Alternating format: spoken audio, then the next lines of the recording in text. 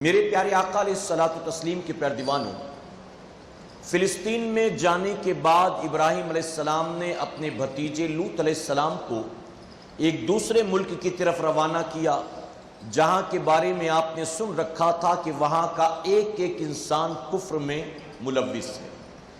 تو آپ کے حکم پر آپ کے بھتیجے لوط علیہ السلام اس ملک کا رخ کرتے ہیں۔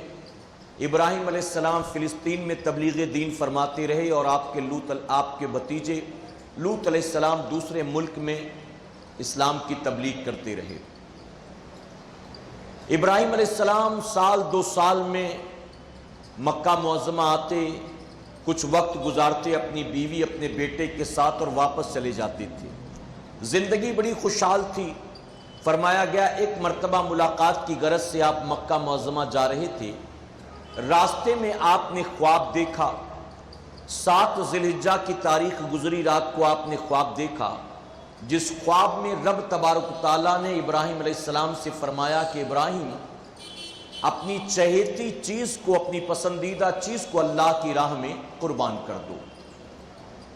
آپ بچپن سے لے کر اب تک یہ واقعہ ہر سال بقرعید کے موقع پر سماعت کرتے رہے ہیں، اس لیے میں اس کی زیادہ ڈیٹیل میں نہ جا کر ان باتوں کو آپ کے سامنے رکھنے کی کوشش کروں گا جو باتیں عام طور پر ہم اور آپ نہیں سن پاتے ہیں۔ ابراہیم علیہ السلام نے ایک بار خواب دیکھا، پھر دوبارہ خواب دیکھا، پھر تیسری بار خواب دیکھا۔ فرمایا گیا کہ جب پہلا خواب دیکھا تو آپ نے 8 ذی الحجہ کی تاریخ کے دن میں غور و فکر کیا، اور اسی لیے 8 ذی الحجہ کو یوم ترویہ کہتے ہیں، یعنی سوچ بچار کا دن، غور و فکر کرنے کا دن۔ پھر دوبارہ جب آپ نے خواب دیکھا تو آپ نے طے کر لیا کہ اللہ تبارک و تعالیٰ کو اونٹوں کی نہیں بلکہ میرے بیٹے اسماعیل کی قربانی چاہیے۔ آپ نے فیصلہ کر لیا کہ ٹھیک ہے، اللہ اس پر راضی ہے تو میں اپنے بیٹے کو قربان کر دوں گا۔ تو 9 ذی الحجہ کو چونکہ آپ نے فیصلہ فرمایا، اس لیے اسے یوم عرفہ کہتے ہیں، یعنی فیصلے کا دن۔ آپ نے طے کر لیا کہ میں اپنے بیٹے کو قربان کر دوں گا۔ پھر 10 تاریخ کو آپ نے قربانی دی، اس لیے اسے یوم القربہ کہتے ہیں، یعنی قربانی کی تاریخ، قربانی کا دن۔ میرے پیارے آقا علیہ الصلوۃ والتسلیم کے پیارے دیوانوں، اللہ رب العزت نے صرف بیٹے کو ذبح کرنے کا حکم نہیں دیا، بلکہ رب تبارک و تعالیٰ نے ابراہیم علیہ السلام سے یہاں تک کہا کہ ابراہیم اس کے بارے میں اپنے بیٹے اسماعیل سے مشورہ کر لو۔ اچھا، جب چھوڑ کر گئے تھے تو بچہ دودھ پیتا تھا، شیر خوار تھا، گود میں تھا، اور جب ابراہیم علیہ السلام آتے رہے جاتے رہے آتے رہے جاتے رہے تو بچہ بڑا ہو گیا تھا، آپ سے گفتگو کرتا، آپ کے ساتھ چلتا پھرتا تھا، یعنی دل بہت زیادہ لگ گیا تھا اپنے بیٹے سے۔ یہاں پر بعض علماء نے لکھا کہ ابراہیم علیہ السلام جب طویل سفر طے کر کے آتے تھے اپنے بیٹے سے ملاقات کرنے، تو فرشتوں نے رب کی بارگاہ میں عرض کیا کہ مولا، ابراہیم اپنے بیٹے اسماعیل سے کتنی محبت کرتے، کتنا طویل سفر طے کر کے، کتنی مشقتیں برداشت کر کے وہ اپنے بیٹے سے ملاقات کرنے آتے ہیں۔ ہمیں لگتا ہے کہ ابراہیم کے دل میں اب تجھ سے زیادہ اپنے بیٹے اسماعیل کی محبت غالب آ چکی ہے۔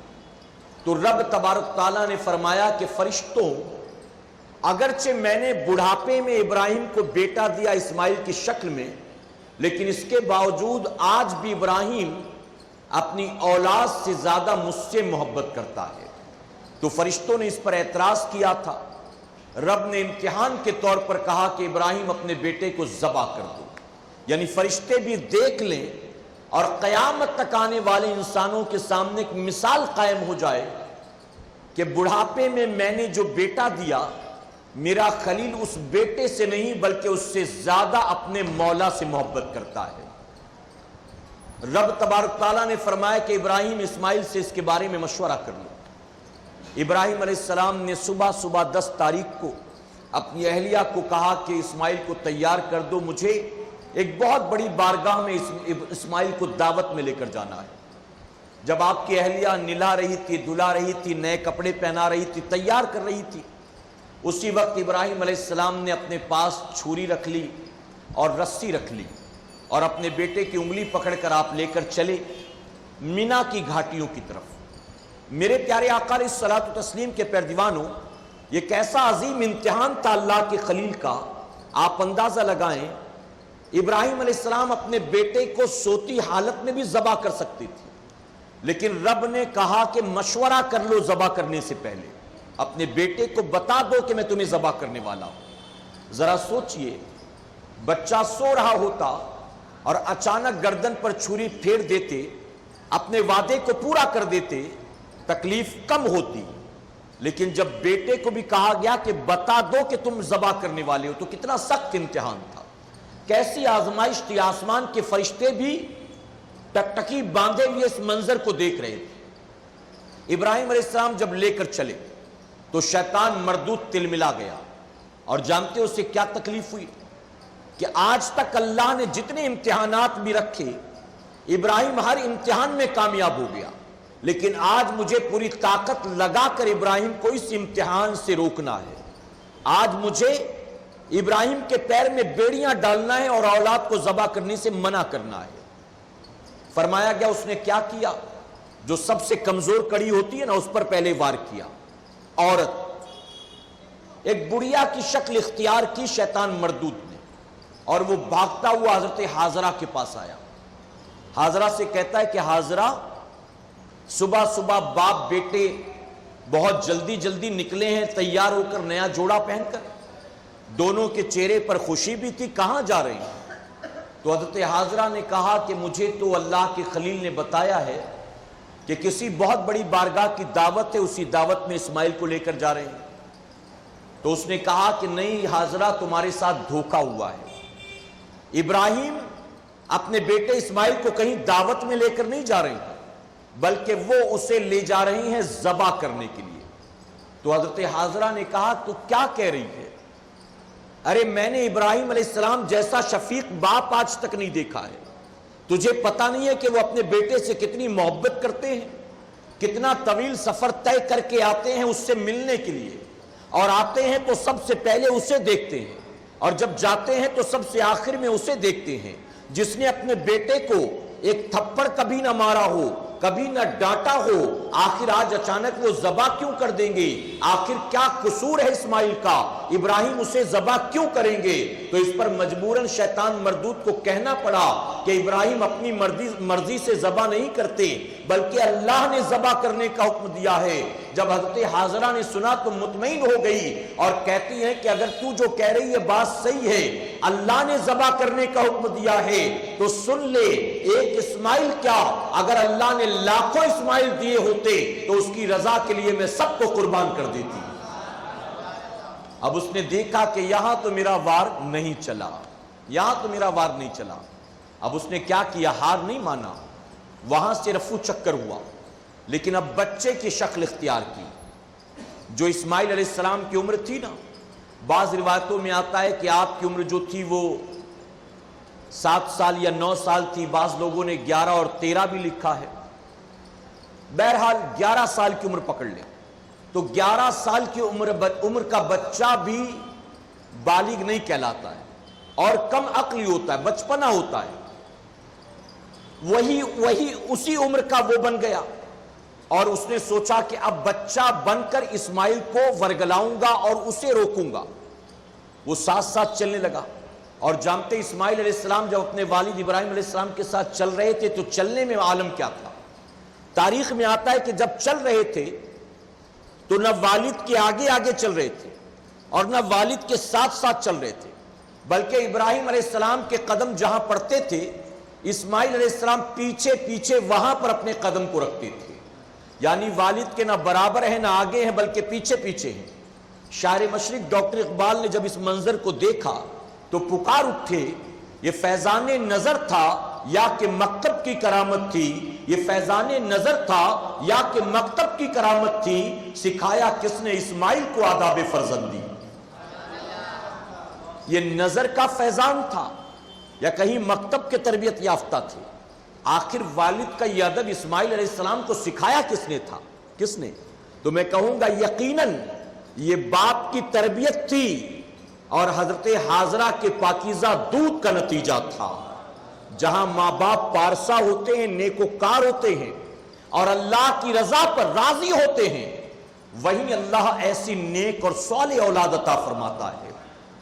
ابراہیم علیہ السلام لے کر جا رہے تھے، شیطان مردود بچے کی شکل میں آیا، اسماعیل علیہ السلام نے دیکھا تو مسکرائے۔ اب ہم عمر بچے کو دیکھ کر بچہ مسکراتا ہے، مسکرائے، وہ بھی مسکرایا اور قریب آیا، آ کر کہتا ہے اسماعیل بڑے خوش ہو، کہاں جا رہے ہو؟ انہوں نے وہی جواب دیا جو والد نے کہا تھا، کسی بہت بڑی بارگاہ کی دعوت آئی، ہم وہاں جا رہے ہیں۔ تو کہا کوئی دعوت نہیں ہے، تمہارے ابا لے جا رہے ہیں تم کو ذبح کرنے کے لیے۔ تو اسماعیل علیہ السلام نے کہا کیا کہہ رہا ہے تو؟ میرے والد اور مجھے ذبح کریں؟ کیا تجھے پتا نہیں کہ میرے والد مجھ سے کتنی محبت کرتے ہیں؟ میں نے تو ان جیسا شفیق باپ کسی کو نہیں پایا ہے، تیرے باپ سے زیادہ میرے والد مجھ سے محبت کرتے ہیں، اور جنہوں نے آج تک مجھے ڈانٹا نہیں، اف تک کہا نہیں، آج اچانک ذبح کر دیں گے؟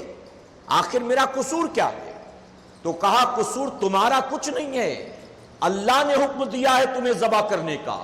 تو اس پر اسماعیل علیہ السلام مسکرا کر فرماتے ہیں اگر تو جو کہتا ہے بات صحیح ہے، اللہ نے حکم دیا ہے مجھے ذبح کرنے کا، تو چل ہمارے ساتھ چل، اپنی آنکھوں سے دیکھ لینا، جب اللہ کے خلیل میری گردن پر چھری چلائیں گے تو مجھے صبر کرنے والوں میں پائے گا۔